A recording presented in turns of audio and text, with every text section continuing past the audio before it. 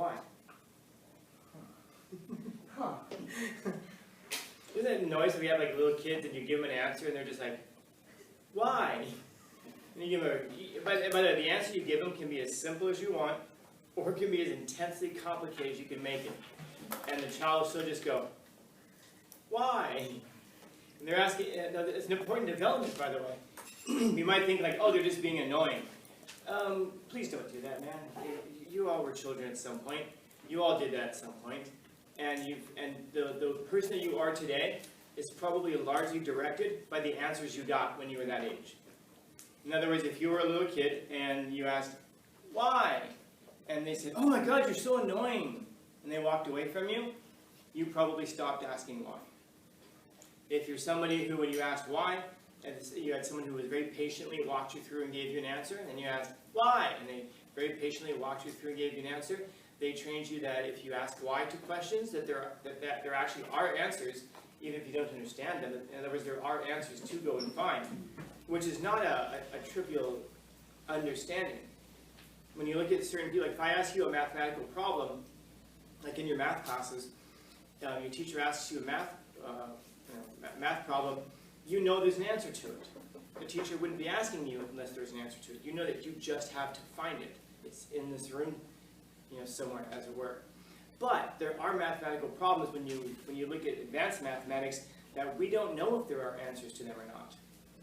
And so you think about someone who dedicates their life to trying to solve some kind of an equation that we don't even know if there's an answer to it or not. Like these are the hypergeniuses. Like you think about like theoretical physicists, like when Einstein discovers the theory of, I don't know what you call it, discovers the theory of relativity, describes the theory of relativity. He doesn't even know that this thing exists. He's committed his life to trying to figure something out, as did many, many other physicists of his time. He was just the one who got the answer. And so sometimes in life, if you know that there's an answer, well, it's easy to keep looking for it. If you don't know that there's an answer, it's very difficult to kind of motivate yourself maybe to keep looking for it. This is like the distinction between like, I don't know, the CEOs who know that there's an answer, just have to find it, and the entrepreneurs, the C students, who don't know if there's an answer when they're starting their business. They don't know if this is the right way to do it or if that's the wrong way to do it or whatever. But they pursue it anyway because if there is an answer and if they do find it, the reward's pretty big. But you also think about how many people never find the answers to these things in life. And so they either quit or they pursue and then they just never find the answer. When you're a little kid and you're asking that question, why, and it's a bottomless why, you're discovering that there always are answers. And if at some point you get to the real bottom of that and you ask that question, why, and the person you're asking quite honestly can sit there and say, I don't know. But now you're learning some other things. You're learning that there is a limit to people's knowledge. You're also learning that the person who you're talking to, who perhaps you have elevated to this godlike status of like they know everything in the universe, and then suddenly you find out that your mom or your dad or your uncle or your cousin or whoever doesn't have every single answer, but that they can be admired anyway. And that perhaps if they don't know the answer, maybe that's something that you can find the answer to, because you know there are answers. So understand that that's a very different approach to, from why. Oh my God, you're so annoying. Little kids have that tendency to constantly ask why and try to find the answers to things. And then there's something that happens strangely to us where we abandon that at some point. I'll say more about that in a minute. What else? Yeah. You get like your geniusness and your smartness from like your imagination when you were a child. Huh. So what is genius then? Like being really smart. So what am I going to ask now? What does it mean to be smart? To know a lot of things. Yeah. Knowledge. So smartness is knowledge.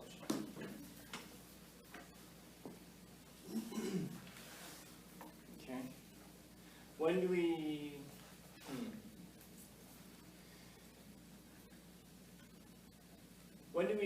How do we measure intelligence?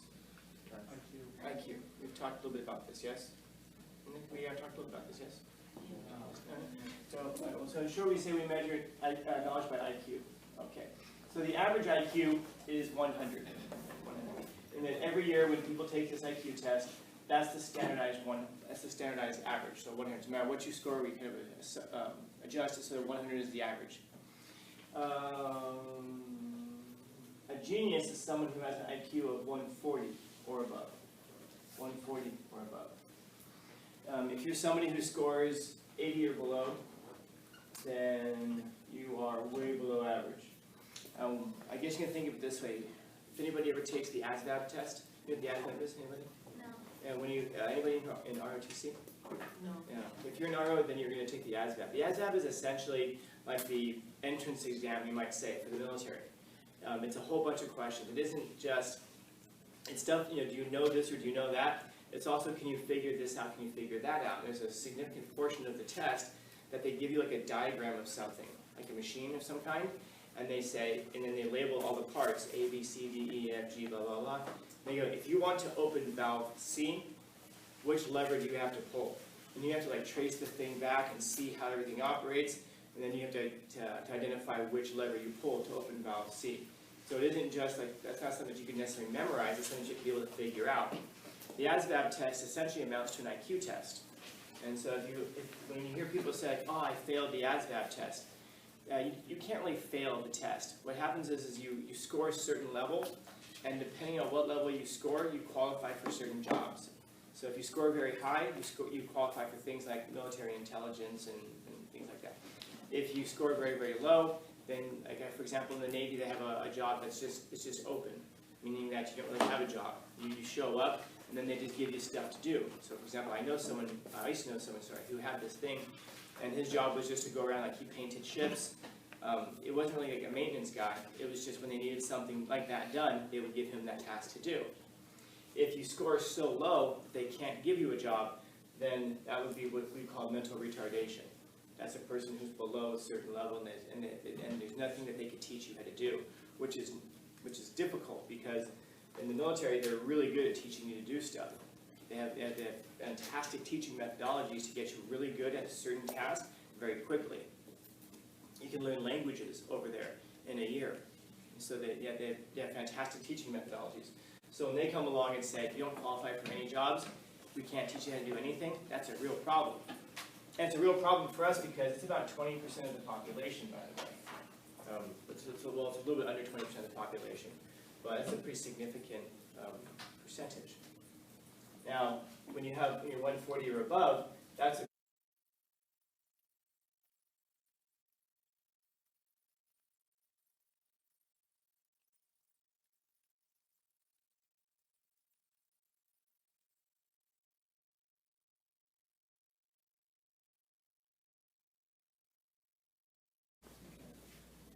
So now, but when we think about childhood, by the way, do we sit there and think about them as little geniuses? Have you?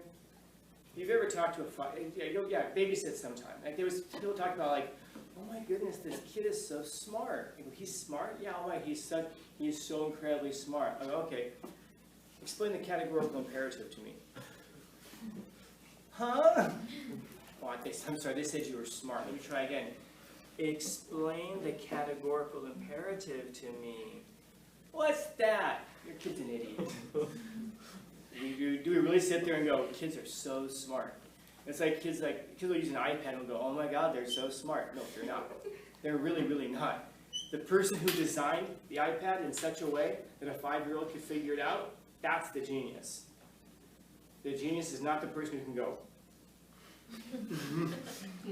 Genius is the person who figured out, if I design it this way, even a 5-year-old could use it. So does that mean that every kid is an idiot? No, of course not, of course not, of course not. So then what is it that characterizes childhood? It's not going to be that they know a lot. It's not that they can use devices that are designed for them. So what is the thing that we think of that kind of... Skills? What's that? Skills? Scales. Skills. Skill. What skill does a 5-year-old have? Like learning how to do things, like self-expression or something. I mean, self-expression isn't really a skill. Oh, they're terrible at that. They cry a lot. Especially when you kick them, right? Yeah.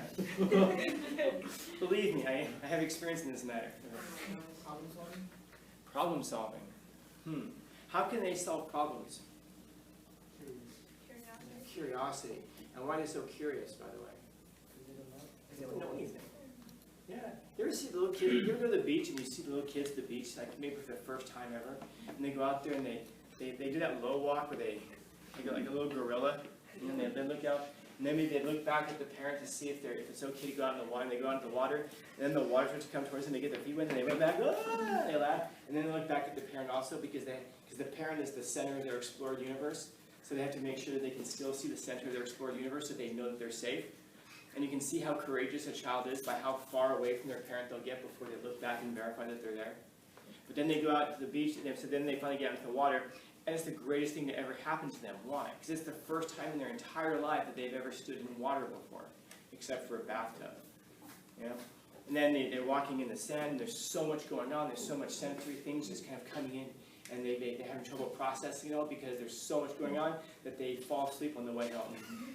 They get wiped out, they get tuckered out. And then anywhere you take them, it's like the first time they've ever been there. And even if it's not the first time they've ever been there, like let's say that they're, I don't know, 3 years old, and you haven't been to the beach since last year, that's a third of their life. That would be like you haven't been there since you were like 10. And then, you know, all of a sudden you're there again, and you're like, wow, I haven't been here since back in the day. Back in the day, like 5 years ago. This would be like your parents haven't been there since they were, you know, in I don't know, 15 years. They haven't been there that long. It maybe can feel new. And the great thing about kids is that they're able to process the fact that this is the first time they've ever gotten to go somewhere. In fact, that's a kid who will look you dead in the eye when you don't take them to KFC, and they'll say, "We never get to go there. We went there like 2 months ago." Yeah, that's like forever, because for them it really is. You ever like sat there and rubbed your eyes, opened them up, and it was Christmas time? No. Yeah, that's happening to you. It'll happen to you more and more because when you're 2 years old, Christmas time was 50% of your life ago, half of your life ago. Now, so you sit there and go like, that'd be like your grandfather saying like, you know, whatever, you know, 40 years ago, I remember Christmas. You know, 40 years ago, yeah, it's half my lifetime ago. Oh, jeez. And then when you're 3, Christmas was now, what, 33% of your life ago. It was a whole year ago. And then when you're 4, it was now 25% of your life ago. And then when you're 75, it was 1/75th of your life ago. I won't even try to put that into a percentage, but you get the idea. Meaning that the longer you live this way, the more compact your life gets. This is why old people will say like, I feel like we just had a birthday a few weeks ago. I feel like it was just a few months ago. I feel like it just happened. And this is why some of you might be feeling that way about like birthdays or Christmas, or especially about school years even. When you were a freshman, it's like, oh my God, it's going to take forever, 4 years. And then you're going to be a senior, and you're going to be like, what the hell just happened? How did 4 years just went by? They just went by. But I didn't, oh my God. You know what? I'm going to make the most of the rest of my life. Why didn't you do it the past 4? Because we didn't believe it was really going to happen, because it didn't seem like it was that long ago, you know? And so this is why it is that when the older you get, it seems like these things, it seems like life happens much more quickly, because the frame of reference that you have, I guess, broadens or narrows, however you want to think of it. This is what happens to you. You know, think about it. The first time that you were you're conscious of a long-term memory was when you were 5. And at that point, Christmas was 20% of your life ago. Right now, you can do the math on it and see what percentage of your life ago it was. And every year, that shrinks and shrinks and shrinks. Meaning that the time ahead of you in your life, when you were born, the time ahead of you in your life was that. Your whole life was ahead of you. And the more that you live, the more your life is behind you, and the less of your life is ahead of you. So you get here, all of a sudden now, half of your life is gone. And the really creepy thing is that when you get to that point that half of your life is gone, you aren't even going to know it. You're not going to get an email that's going to say half your life is gone. All of a sudden, one day you're going to be laying there and you're going to go, this is it? This is how it ends? Laying there in the middle of the street, you know, run over by somebody on a bike, and then you tripped, fell, and broke your neck, and you're laying there waiting for the medic, and you realize, I'm having trouble breathing now. They're not going to get here before I pass out. This is how I die? Some stupid way like this? Or you're going to be sitting there because, I don't know, like your foot hurts. So you're going to go to the doctor, and the doctor's going to say, your foot has a sprain. Oh, okay, but we ran those tests on you because, step tests, you've got cancer. Wait, what the hell? Yeah, your foot, that's the least of your worries. Cancer, okay, so how do we handle this? We don't. You got stage 4. We didn't catch it because we didn't see you until now. So now you've got 6 months to live. Wait. I thought I never got the email for half my life. Nah, you're actually, you don't realize it, but you're here. And all of that life that you have is behind you. That's the tragedy of life. No matter how long it is, it's still very short. It's like a week. A week is very long, it feels very short. Or maybe it's very short, but it feels very long depending on what your week is. And that's how fast summer went by. Yeah.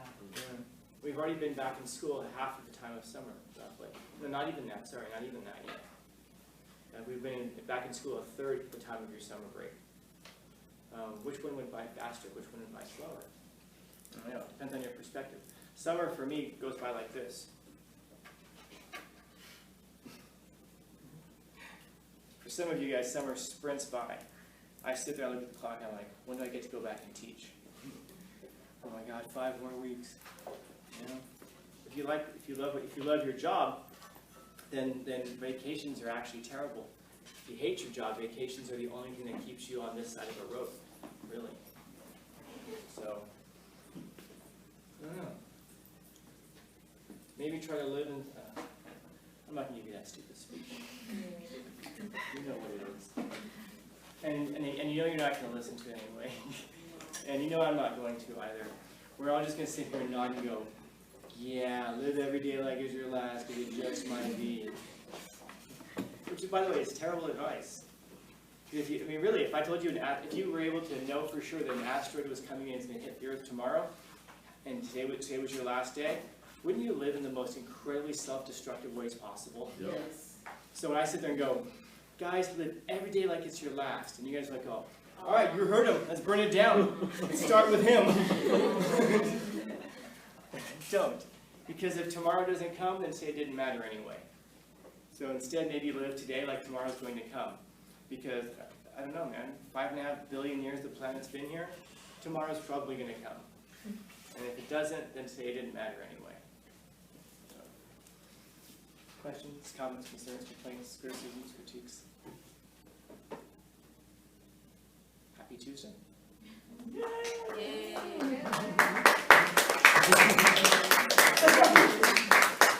I'm going to leave that on the YouTube. Just to prove to people, they cheered for me.